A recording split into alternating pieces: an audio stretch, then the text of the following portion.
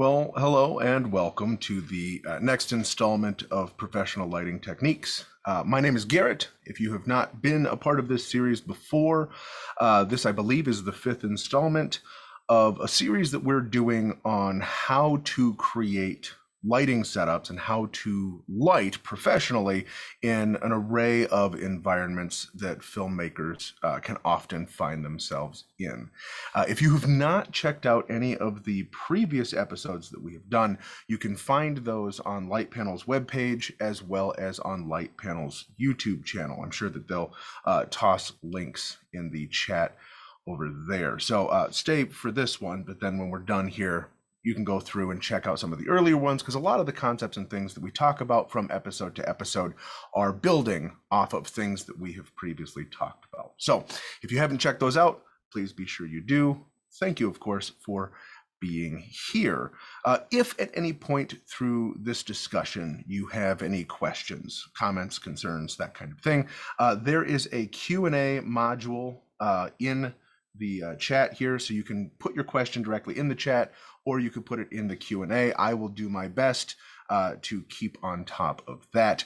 And then when we're done with today's demonstration, I'm then going to open the floor for open Q&A. So if you have questions about specific lighting techniques and things that you're working on, or general questions about fixtures, modifiers, and that kind of a thing, there will be a time at the end for that. But if you have questions throughout the duration of what we're talking about today, toss those in the Q&A, toss those in the chat, and I will do my best to answer those as we move forward. So first, of course, thanks to Light Panels for putting this on and allowing me to host this. This has been a bunch of fun, and I am looking forward to what comes next. Speaking of next, the next one that we're doing is going to be in August, not in July.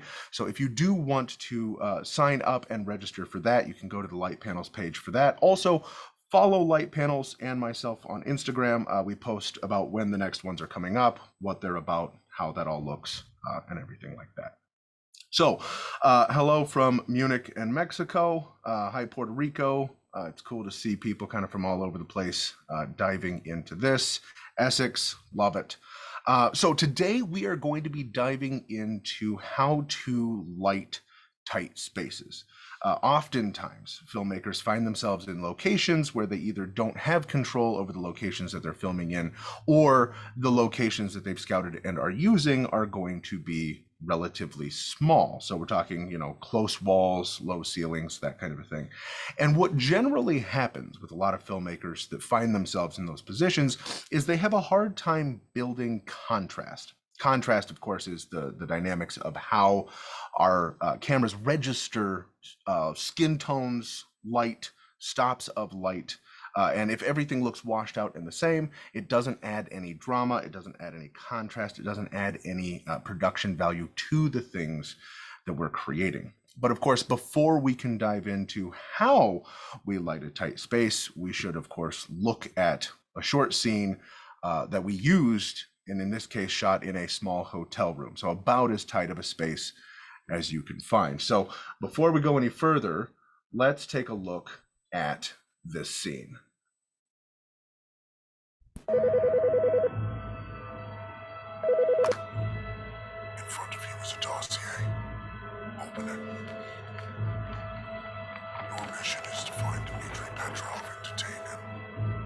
New intel suggests that Petrov is already en route to the drop point. This is our only chance to take him by surprise. Be careful, Agent Mulder. He's considered to be armed and extremely dangerous. Watch your back. Okay, so just a short scene, something, that's very small, short, and concise, but it gives us a good idea of what we can accomplish in very small spaces. So again, this is a tiny hotel room that we filmed this sequence in, and we did it all, of course, with the Light Panels Gemini lights, which we're going to dive into and how we break that down. But before we look at that, just again, pay attention and notice the contrast on faces, right? So on our detective's face who's in the room, one side of the face is about 3 to 3.5 stops darker than the other side, even though within physical space within the room, she was right up against a wall. So what we're going to do is we're first going to talk about how we add light into the scene, and then the thing that we're going to talk about after that is how we subtract or remove light, because both of those are equally important. It's not always about adding more light to get the looks that we want. In fact, a lot of times it's where we strategically remove light that takes the light that we have put into place and makes it behave the way that we want it to. So the first light that we used in the space was a 1x1 Gemini Soft. In fact, this is the only light fixture that we used in the main room, and we put a 3-foot lantern or octo lantern over the front of it. And the reason why we used this style of modifier on our fixture is because I wanted that light to evenly cascade across the entire room and not look like it's very focused or very pointed. Oftentimes, when we don't use the right modifiers, we don't get the light to behave the way that we want it to. And understanding how light modifiers affect a fixture and how those light modifiers then, of course, can be used in a narrative way, we can then determine what modifiers we should use with what fixture to get the desired look that we're going for. So in this case, we have a 1x1 Gemini Soft, which is an incredibly tight, compact, and efficient fixture. And it's so bright that in a small room like the hotel we were in, we were only using that fixture at 50% of its intensity, which is quite remarkable that we're able to do that, because with a lot of other fixtures, especially panel fixtures, we oftentimes don't see that kind of output, which then doesn't allow us to get the light that we want out of a fixture. Something I tell my film students all the time is that, of course, you should always buy the brightest, most accurate light your budget can afford. So whatever that budget is, those are the fixtures you should be going after, because anytime we modify a light, in this case using that lantern, right, we are going to be losing either the spread of the light or we are going to be losing the intensity of that light. And if you don't have a fixture that's bright enough, we can't modify it however we want, because of course we then have to take into consideration that brightness. Eric, yes, I will show the ungraded footage. What I will do is I'm going to, like what we did on the car one, which Eric, I think you were there for that one. After the live stream, I'm going to then show a before and after of the color grade on my Instagram. The live stream here doesn't always show the color the best, and you can kind of get a more accurate representation of what the color looked like before and after on Instagram. So if you want to see that, that's going to be over there. You can find me at Garrett Salmons. That's where you'll be able to find that stuff. Roger says, love the octas. How do you attach them to the 1x1s? Great question. So these modifiers are from a company called DOP Choice, and they have an on fixture adapter that they call rabbit ears. For the 1x1, I believe they're called the mini rabbit ears. And it slides right into the front where you would normally slide in, barn doors or your other types of modifiers. And then those rabbit ears kind of stick out like little antennae, and that's then what kind of holds it into the octagon. So love the Octabox, love that lantern. The reason, again, that we used that was, of course, because we wanted this really nice soft spread of light going across the room. The challenge with that is, of course, the fact that it's then going everywhere. And like I said at the top, we really want to build contrast. So if we look at this, and I'll pull this up here real quick so you guys can see.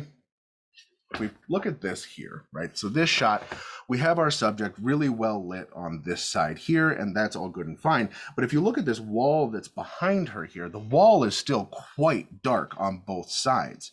And that's not something that you would naturally or normally get with a lantern, because of course with having that nice big soft spread of light going everywhere, it's going to affect the entire scene. So before we then of course do anything else, we then need to block off the spread of that light from the second half of our scene here. So I'm going to pull up a real quick diagram here so you can see this. So if you look here, why don't you look right? Okay, there we go. So if you look here, you can see here, this is the hotel room. This is kind of the layout that we're in. So you can see it's a pretty small room. We have our subject sitting at a desk. And of course, then next to it, we have the 1x1 with the lantern on it there. But in order to get this to work, we then, of course, needed to cut off that spill from hitting the wall behind it. So what we ended up doing is we ended up using a 6-foot sheet of Duvetine. Duvetine is a fabric that gets used all the time on film sets. If you don't have Duvetine, it's not very expensive. You can go to CVP or B&H, depending on where you are in the world, and you can pick up some Duvetine. But it is a very light absorbent black cloth material. And the nice thing about using something like Duvetine, and you can kind of see it being used here, is that you can then block off large swaths of areas of light with relatively little effect or negative effect. So think of it like a flag, but kind of on a large scale. And then speaking of flags, the way that we then adjusted our light for our subject is that we used what are called solids. These are negative fill flags. These were 2x3s, and we put one directly next to our subject and one directly above our subject. And what this did is this took this nice white wall that is sitting next to our subject, and it's removing all of that light that would be bouncing off of them. And in addition to that, it's also then pulling light off of their face. This is one of the cool things about negative fill, whether you're using floppies, cutters, solids, Duvetine, what have you, any sort of negative that you're using not only is going to block light like a flag would, but it's also going to pull light away from whatever the subject is. So it's not a neutral, right? So where a bounce would take light and take whatever's going onto it and pulling it and pushing it back onto your subject, a negative fill is going to block whatever's on the other side of it, in addition to absorbing any light that's coming onto it, which effectively is going to remove light from one side. This is very, very important when we're talking about filming in small spaces, right? Because if I added that 1x1 on its own with the big lantern on top of it, we're then getting equal light everywhere, and we're going to have no contrast because every wall and the low ceiling all act as built-in bounces in my environment. So I only needed one fixture because of how small the room was and how bright and accurate the 1x1 soft Gemini was. But I then needed to control that light in a way that isn't adding more light, but pulling light off. So if we look at this diagram again here, right? So we come here, this is our original setup. This is then with the lantern. This is then the Duvetine, which is blocking off all of the light off of this back wall behind them. This then leads us to our background, right? So in the background, oh, hold on here, we got a question here. Why did you decide not to add any light to the visible table lamp? Dramatic effect, mood. Wonderful. Bert, great question. So we played with the practical. So in the wide shot here, which I believe I can pull up here, in the wide shot, you can see that there's a lamp behind our subject. And the reason, where are you? Here we go. And we did play with putting a bulb in this fixture. The problem that we kept running into was that it ended up being more distracting than anything because we did want to separate our foreground subject from the background immensely by having that background fall very, very, very dark, that even by putting in a practical or a pigtail into that fixture, the illumination that was coming off of it, even at 1-2%, was enough that it was pulling away from our subject. So we made the decision to just kill that so we didn't have to worry about having any sort of competing focal points in our shot. If I was to do this again, what I'd probably do is I'd probably hang art on that wall behind and then remove that fixture entirely. But that big blank wall needed something to break it up. And since we were in a hotel room and we were only there for an afternoon, you know, we were limited on what art direction we could do. But that's a great, great question. Okay, so then the next piece that we have, of course, is when we have the antagonist of our scene arrive at the very end and kind of open the door behind our subject.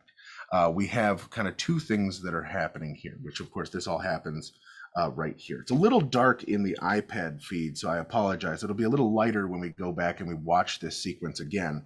But as they open the door, we wanted light to catch that door to just draw a little bit of attention to it. Again, we didn't want to make it so bright in the background that it's competing focus. We still wanted our antagonist to feel mysterious, removed in the shadows, right? Dark. But as we open the door, we want to draw attention to that fact.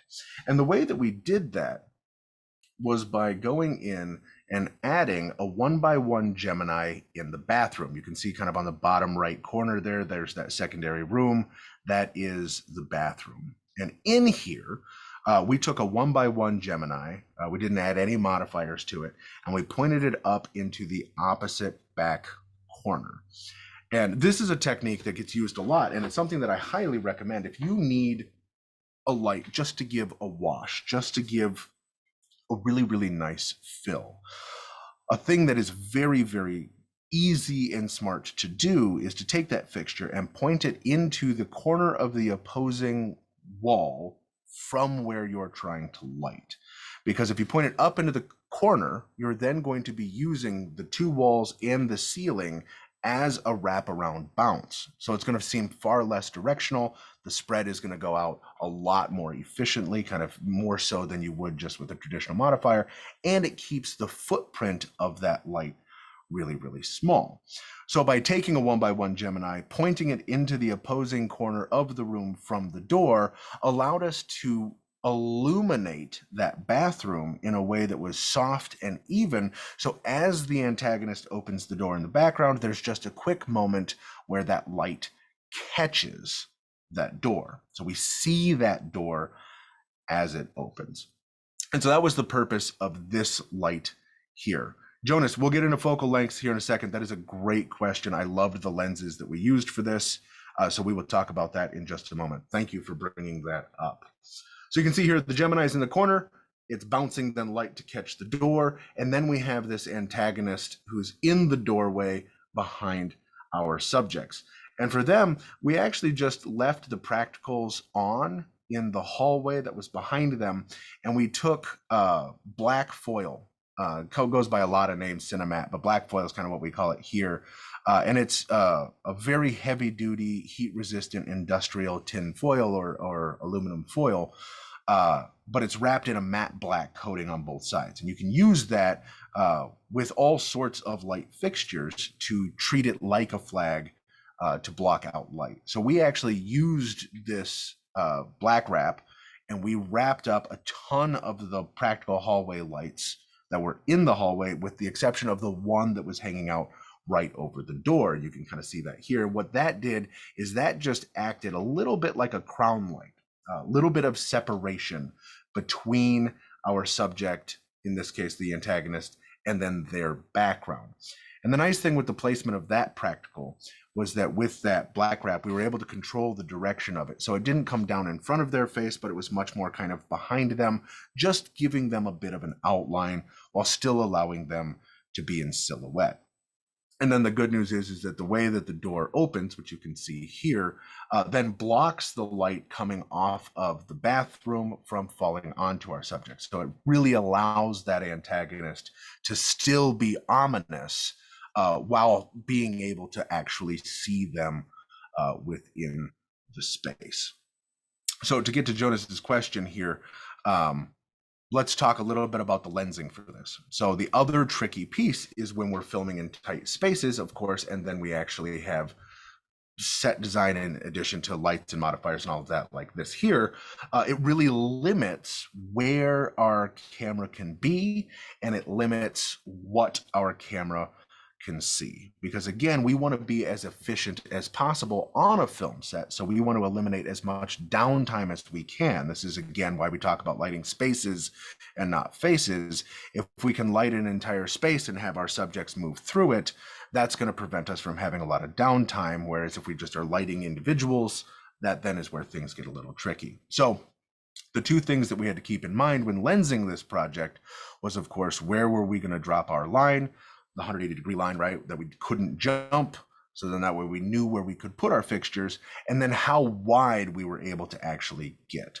So for this, and I'll pull up a couple of these shots here so you can kind of see the differences here. We used the Red Komodo as the camera that we filmed this on. And then in addition to that, we used vintage Leica lenses for this. So there are a couple of really, really close shots like this shot here, which is a nice macro shot, and also this shot here, which is again a really close macro shot as well. For these two shots, we used a 60 millimeter macro lens. It's a Leica R lens that was kind of living in the world of like an f2.8. We can get really, really, really close to our subject and get really, really fine details. Then for these shots here, where we kind of have our subject kind of in a close-up, but not an extreme close-up, this is with the 50 millimeter, again, the Leica R lens here, and then here as well. And then we used a, this one also is that 50 as well there. And then this one here, we used a 35. Now, granted, of course, the Red Komodo is a Super 35, and those are full frame lenses. So those aren't quite true numbers, but those were the lenses that we used throughout that piece. So we never get all that wide. And of course, that's because we have the flags on top and the side. And of course, we then have the lantern and the duvetine on the other side. So we needed to make sure that we were very strategic in how much of the room that we showed. And of course, then where we placed the lines, so that way we could make sure that we could move in and out of the space. Our camera operator was able to get in and film all of the things that he was able to film without having to change the setup at all.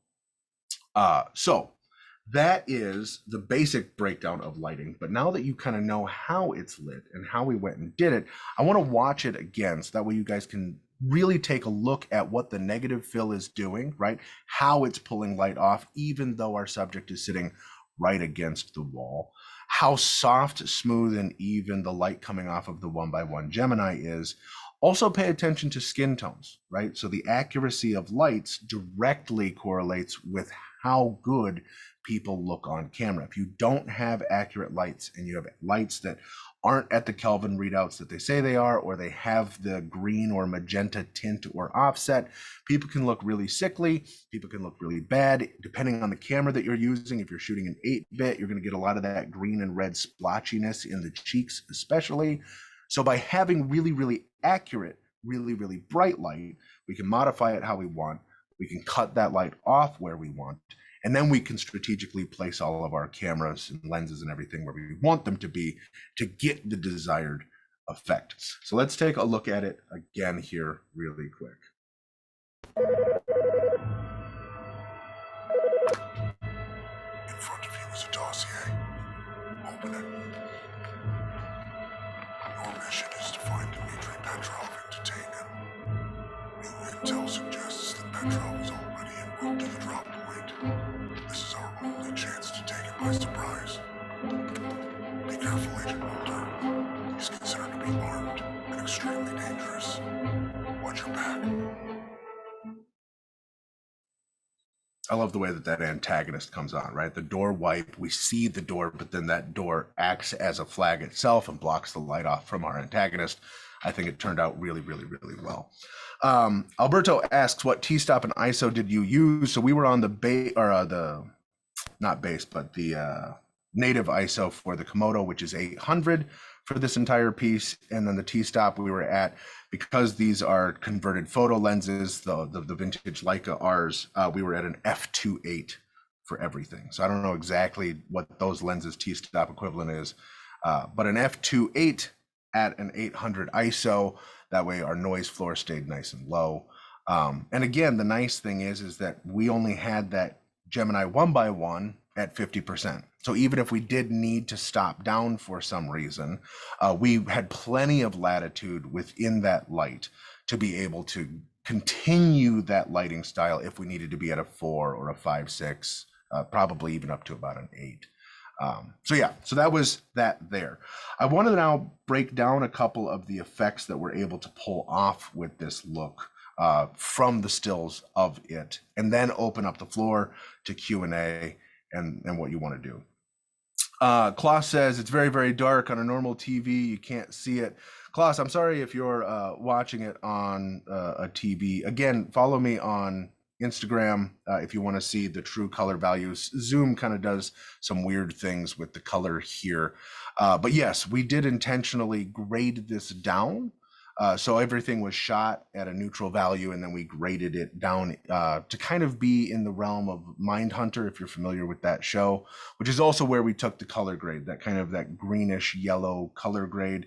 We pulled directly from Mindhunter, and then of course did crush those values to bring that down and make it feel a little bit more dark. Okay, so let's see here. Did you consider creating a catch light, or would that have been a different genre, and how would you have done it? Great question. So yeah, so we talked about catch lights in one of the last episodes, where we talk about you want some sort of illumination hitting the pupils. That again makes people feel a little bit more alive. We did put a catch light on camera. There are a couple of ways, by the way, that you can create catch lights in an environment like this. A lot of times what you'll see is you'll see a pen light or a little flashlight or some sort of small source light that's not all that bright being near camera, whether it's mounted on camera or slightly off camera. That is a technique that gets used a lot, especially in lighting environments like this, that would then allow you to get some of that. We played with that. We had an on-camera catch light that we turned on kind of at the beginning of this. But because we were so close to the one wall where this flag was sitting, the catch light that we were using was still adding too much light into our environment. So we weren't then able to actually get that catch light the way that we originally set out to do. If I were to do this again, something that I could do, which would effectively do something similar, is I could get a bounce card, an actual just a beadboard, whatever you want, ultra bounce, it doesn't matter, and I'd get it kind of in probably a little 2x2 configuration, cut it down, and then put it on the same side as our key light fixture, but close enough to the talent that it would then catch in the eyes without pushing as much light as something like a pen light or a flashlight or a small source light near camera would. But that is an absolutely fantastic question. So if we break this down, let's take a look at this real quick here, right? So it's a little hard to see on the iPad. I apologize if it's a little too dark here. But two of the things that I wanted to point out. So one of the main reasons why we used the lantern as our modifier on this light is because of what we would call the roll-off, right? There is not a hard line that's separating our key side from our negative fill side. It does have a really nice soft wrap that's kind of happening down the middle of the face. You can actually see that the front of the phone here is actually doing a lot of the lift here in filling in that chin. Now I can see this here. I'm not sure if you guys can see it on the broadcast there, but we do still get a lot of roll off here in the top of the eye socket there. And we do get a little bit, a tiny little bit here on the fill of the cheek. But you can tell that from this side of the face to this side of the face, we're looking at a good 3 stops of light difference between the two, which is quite dramatic. Before we put the negative fill on that side, we were looking at about a half stop between them. That's how close we were. So if I am the person, the wall is right here, the desk butted right up against the wall, that's where we were filming. So it just goes to show how far a negative fill will get you. And then the other piece that you can see here is that, and we can go to the kind of the wider shot here, is that we don't have a ton of top-down light coming here. So if we look at like the top of the phone here, if we look at the top of the head here, if we look at the top of the shoulder here, in these 3 places, we don't have a ton of light coming from the top. In fact, it all kind of falls off evenly from the direction of our key on this side of the camera. And you can even see it right here, kind of in the top of the hair, that area too, kind of has the exact same roll off. That is because we used the flag on top. We have the 2x3 solid above. So even though like a hotel room only has 8-foot ceilings or whatever, right? Even though we had a really, really bright white ceiling very close to our subject's head and only one fixture that's spreading light everywhere, by throwing that flag up, we're able to block any of that light from coming onto our subject from above as well. So when we're filming in tight spaces, we not only need to be aware of where we can place stuff, but also what effect does every surface have, right? Every single wall is in play in terms of how it affects our lighting. The ceiling is in play. The carpet is in play. The smaller the environment that we're in and that we're filming in, the more the surrounding area has a direct impact on our subjects and the things that we're filming, okay? So then again, I want to come here. So if we look at this shot here, again, we have really, really good lighting on our subject in the background. So even when they're nice and soft, I'm still able to get a really good idea for the image that we're looking at, right? And that lantern helps us, or keeps us rather, from making the light seem too terribly directional, right? So in this case, we have an assumed light, which is an off-camera light. We're not modifying or projecting an existing light that's within the space. And so we really didn't want this to feel like it's like super, this is the light, it's right here, this is what it's doing. It needed to be a much more implied light, like it could be a window or it could be a fixture somewhere else in the room.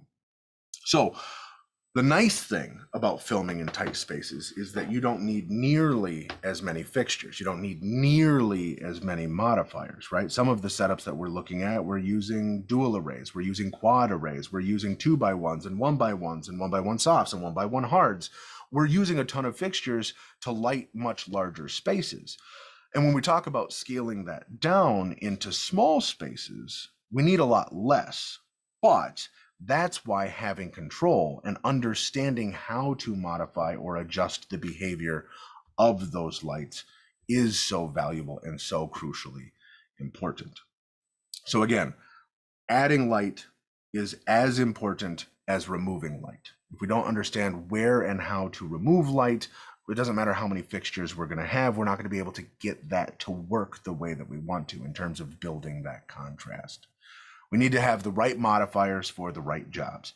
Sometimes that is an on-fixture modifier, like in this case, what we had with the octagon lantern. Sometimes that's an off-fixture modifier, right? So when we talk about frames and butterflies and scrims and you know, all of the different types of diffusion that you can add, sometimes it might be off-light modifiers. But either way, understanding how each of those modifiers affects the way that the light behaves, because that's really everything. If you have a light that's bright and you have a light that's accurate, the only thing then that matters is how you get that light to behave, right? The way that that light plays and dances within the scene makes all of the difference. And the modifiers are the things that allow you to get that to do what you want it to do. Okay, so that is a brief summary of how we fill and pull away our lighting in tight spaces. So I'm going to open this up. If you guys want to have questions, whether they are about this lighting setup in particular, or if they are more broadly related to lighting in terms of fixtures, cameras, whatnot, now would be the time for that. So David asks, if you wanted to make it look really film noir and have pretty much no detail on the left-hand side of the face, one side of the face lit and the other pretty black, what would you use to cut down any more fill in addition to the negative fill? So if we wanted to cut down even more, right? So with a film noir aesthetic, the film noir aesthetic is a little different from this in that film noir, primarily, especially traditional 1930s noir, uses a lot more direct or harsh light. So the Gemini 1x1 soft that we used for this would be, it's a great fixture, but it isn't necessarily the type of light that you would use in a noir, as much as like the 1x1 hard or the 2x1 hard would be a light that would give you a lot more pointed source. But to your point, if we wanted to even add more contrast, if we wanted to fully black out one side of the face, all we would need to do would be to increase the size and scale of that negative fill. So we use two 2x3 solids, but if you used like a floppy cutter and you used an 8x4 floppy cutter, that would get you over the front and down the side, and you could increase the surface area of that negative fill, that's going to pull more light from more space, and it's going to draw more light off of your subject. Because again, the thing to keep in mind with negative fill, whether it's Duvetine, floppy cutter, solids, doesn't matter. Not only is it blocking bounced light, but it's also going to pull light away. So the more surface area that we have of a negative fill, the more dramatic that is going to be. And if you want less of it, by the way, you also don't have to use solids. That's where things like scrims would come in handy, because you then aren't blocking out all of the light, but you're just stopping down the amount of light that's getting bounced or pushed through. So you could use like a full stop, half stop, quarter stop of scrim, and that would do effectively the same thing, but at a much less intense way of doing it. Jonah says, what's the crew size and how much time did you take to do the setup? Great question. So we had 5 people in the crew on this one. So we had makeup artist, myself, the cinematographer, and 2 PAs. And then, of course, we also had the behind the scenes folks, the people who were filming us do this. But that was the crew that we had. And then, of course, we had 1 talent. We then filled in with a PA as being the antagonist in the background because we couldn't see them. So we just threw a body up there and that worked totally fine. We pulled the hotel room as a favor. The hotel was a client of mine on the business side. So they allowed us to use it. We were in there for a total of 3 hours. So it probably took us about an hour to an hour and a half to do the setup between trying to move all the furniture in a hotel room. So we had to like move the couch out of the way. We had to pull the coffee table out of the way. You know, we had to like flip furniture onto the bed. Don't tell the hotel we did that, but we, you know, had to clear out all of that space. And then once we gave ourselves a little bit more room to play in within that room, then we had to figure out how to cut out, you know, those lights. We knew generally going into it that it was going to be the lantern that we were going to use. We knew we were going to be doing a lot of negative fill. We just had to get into the space to really see how that light would play in order to make those decisions. So in total, I think there was 8 people in the hotel room at any given time, between the folks filming us filming and then us doing the filming itself. Okay, so Bert says, I like your choice of cuts versus short truck left versus the antagonist. You consider motion for tension in the scene. Yeah, so we shot actually quite a few alts for this. So we did one where we did a slight pivot where we would go through and kind of parallax over in a tracking shot as the door opened. But what we ran into is that by adding that movement, we were losing the light coming in on the door, because that movement inherently blocked the swing of the door opening to make those beats kind of work without feeling forced. So we filmed it, I mean, and I've got the footage of it, but it just didn't snap in the same way. And what really brought that whole thing together was in the sound design, where we added the squeak of the door as the door was opening, which drew just enough attention to that as the light hit the door while it was opening, it made kind of that stunt work without making it feel contrived. But yeah, great question on that. Let's see here. So am I caught up on questions here? Wonderful. Okay, so I'm caught up on questions. If you guys have any more questions, feel free to chime in, again, whether they're related to this specific scene or if you're setting out to film something and you want tips and tricks on how to do that, how to get the most out of your lights with your cameras. I really want to open the floor to make sure that I'm steering this and future episodes into pieces of conversation that you guys want to talk about, right? So we're filming a couple more. I believe that the next one that we're doing in August is how to create the natural light effect. There's a whole trend online, and if you've spent any time on Instagram or TikTok or whatever, people are conflating the idea of natural light and available light. When you're watching movies and shows and things, natural light is never available light. We're modifying the hell out of the light to make it look natural. Natural just means non-contrived, but very rarely, if ever, are we not doing anything to the light, because truthfully, nobody really looks good. So that's going to be the next one. And if you do want to see what we film for that one, make sure that you register for the next session, because that's the next thing that we're talking about. Doug says, I joined late. Can we see the example again? You absolutely may. Let's get into this. This is the example that we are talking about here. In front of you is a dossier. Open it. Your mission is to find Dmitry Petrov and detain him. New intel suggests that Petrov is already en route to the drop point.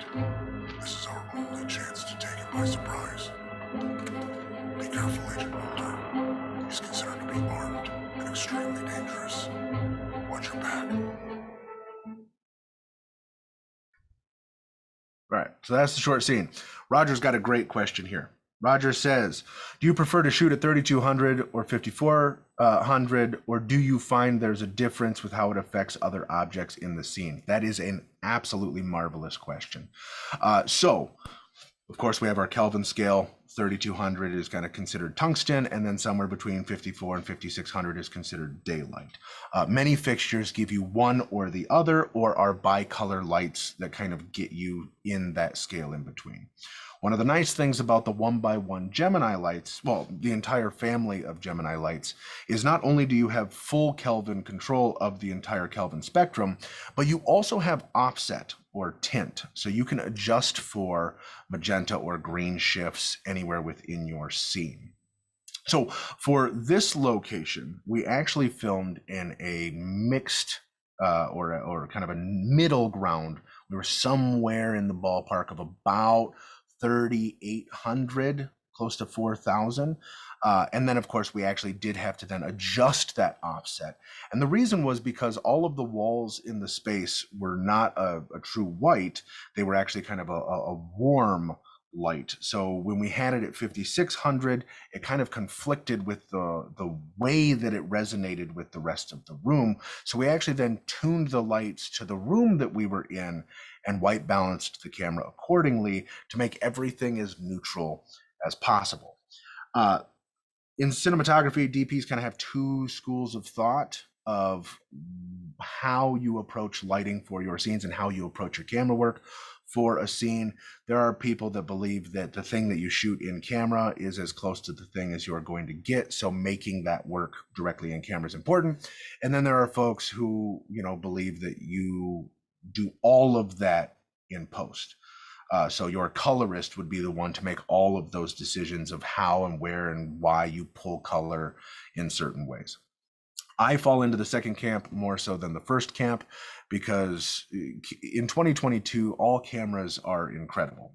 The looks that you're able to get out of all cameras, I don't care if they're entry-level mirrorless cameras all the way up to the new ARRI that was just announced, you can pull amazing images out of any camera. So by leaning on your colorist, you're able to then get way more latitude in the looks that what you may have thought you wanted going into it might not be what you actually want looking at it in the edit. So with that, you want to light as neutrally as possible. You don't want to skew your white balance where you can. You don't want to underexpose. You don't want to overexpose. You want to light it in a way that you know how it's going to behave in the edit, in coloring after the fact. But giving yourself that latitude in the edit is going to give you way more creative freedom.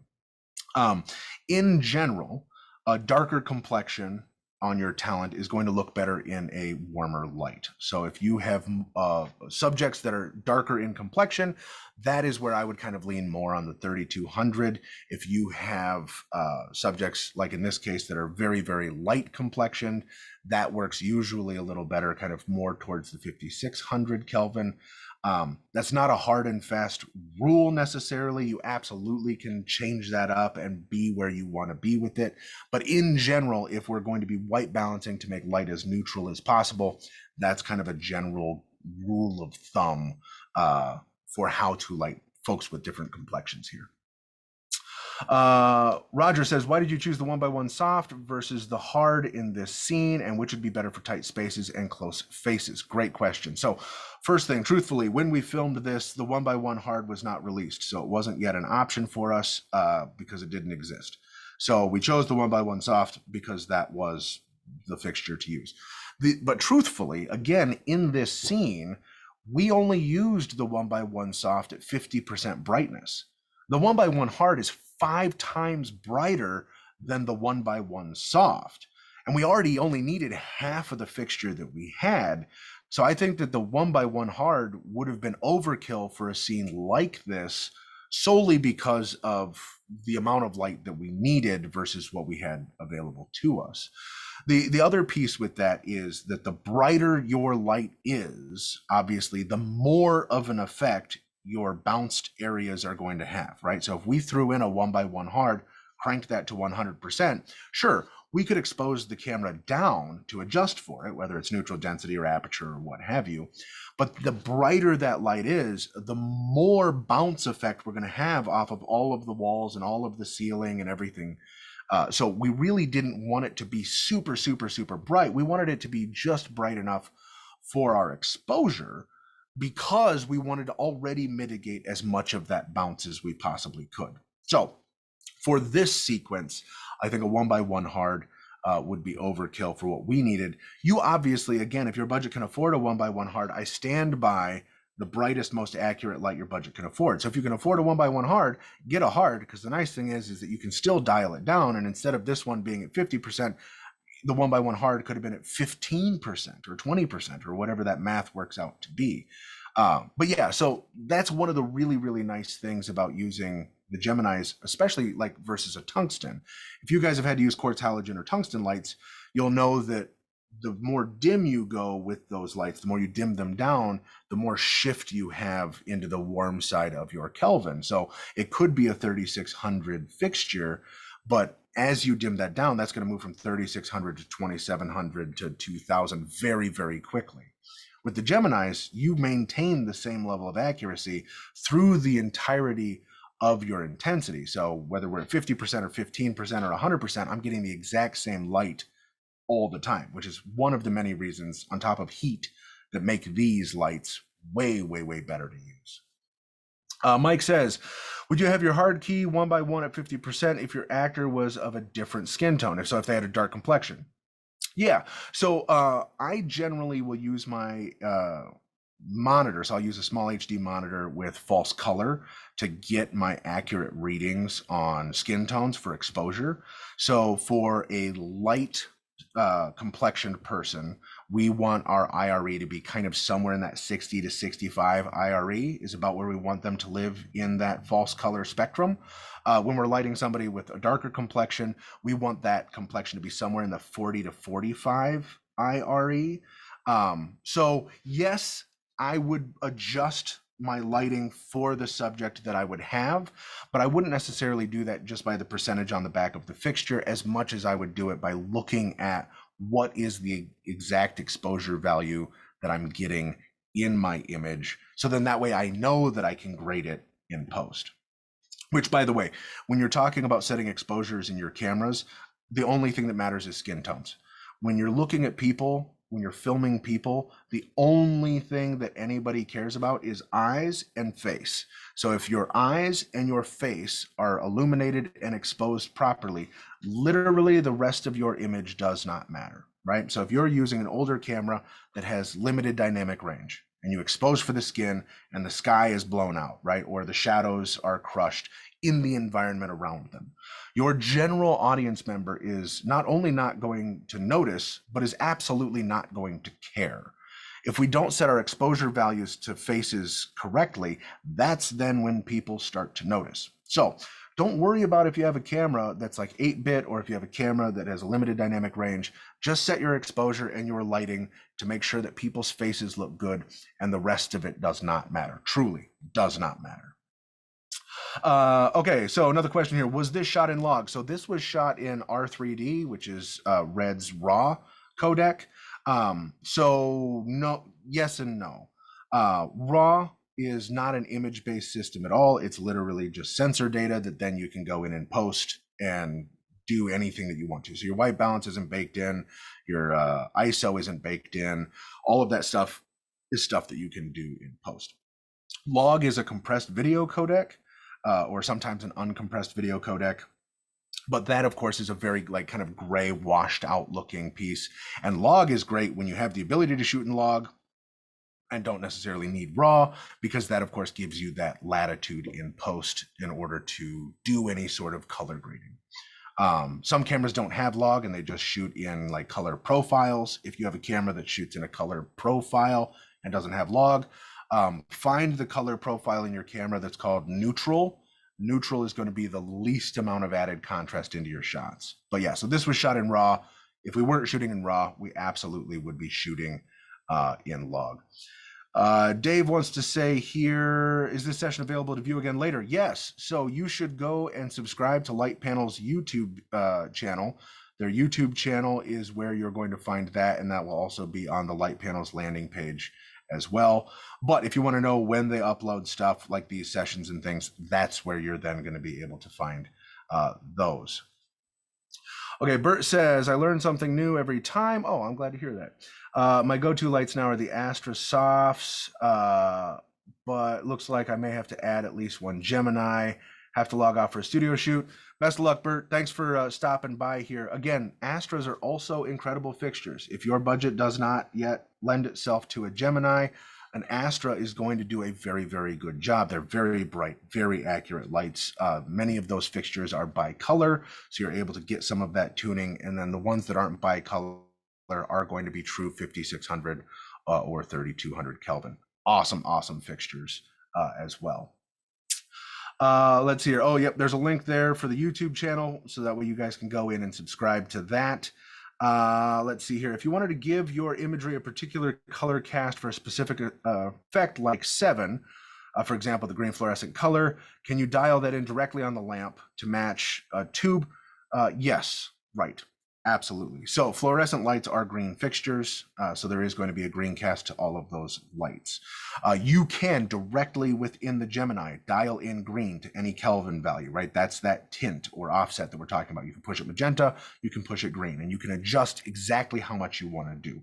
So if you find yourself in a location that has lights that you don't have control over, right? So you're in an environment that has T8 fluorescents, you're stuck with those, you now need to match that light.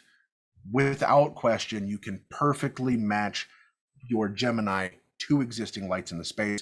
I take my spectrometer, I get a color read of the available light, it spits out exactly the Kelvin value and the offset or tint, and then I'm able to dial in that Gemini to match that perfectly.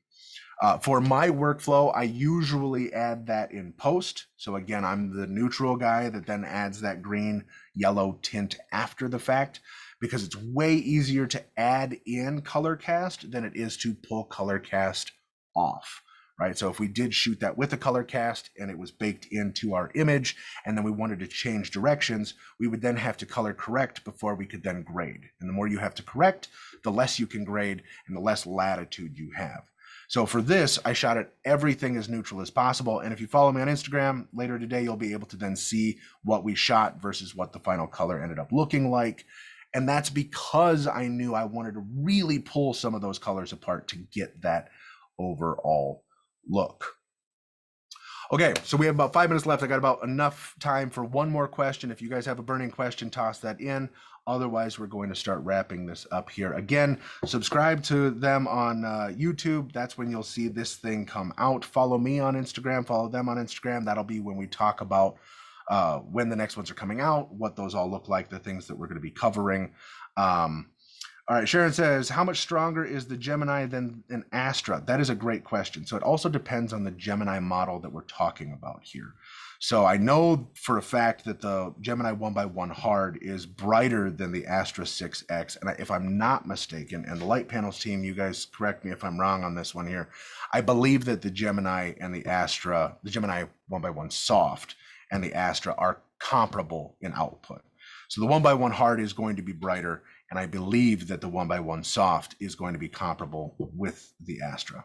But also, there's a bunch of different fixtures within the Astra line. So there's the soft, the focus, the 6X that you can go, and those have different value settings and things depending on whether they're bicolor or single color output and those kind of things. I'm usually a big fan of getting bicolor lights if I'm not going with an RGBWW light, just because it allows me to tune things into the environment a little bit more. But that's personal preference. If you're locked into shooting daylight or locked into shooting tungsten, that's entirely up to you. Okay, so that is today's session. Again, you'll be able to view this on YouTube. Please go subscribe to their YouTube channel. Follow me on Instagram. It's just my handle. It's at Garrett Salmons. I post all sorts of cool behind the scenes stuff and things that I'm working on in addition to the stuff that we're doing here on there. I have had an absolute pleasure chatting with all of you guys. If you guys have questions moving forward, DM me on Instagram. That's where I'm most active, and I will do my best to respond to any questions and things that you guys might have. But until next time, please stay safe, have fun shooting, and I will see you all in the next one where we talk about natural lighting. Thanks.